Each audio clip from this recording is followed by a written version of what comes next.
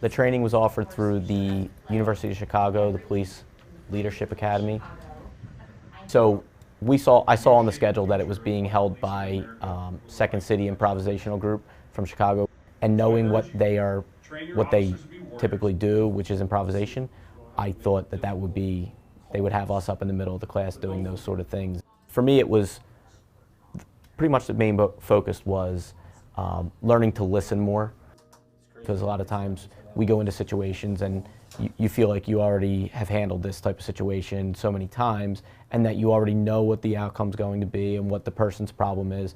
And a lot of times we go into it with that mentality rather than actually hearing them out and realizing that every situation's different to each person that's handling that situation at the time. And also part of the Policing Leadership Academy, the end of the program, the requirement is that you'll present a capstone project.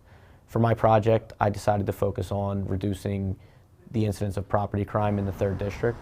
In my short time here, I realized pretty quickly that while we don't have the level of violence that a lot of the city has, we do have a higher level of property crime that we see. Looking at the different ways to address that, mainly focusing on the problem places where these issues are occurring and the problem people, meaning the prolific offenders. One of the other methods we use is every 2 weeks I task my crime prevention team with identifying hotspots where we see the uptick in the theft from autos or the car thefts, and then going out to those areas with prevention flyers and placing them on vehicles, placing them indoors.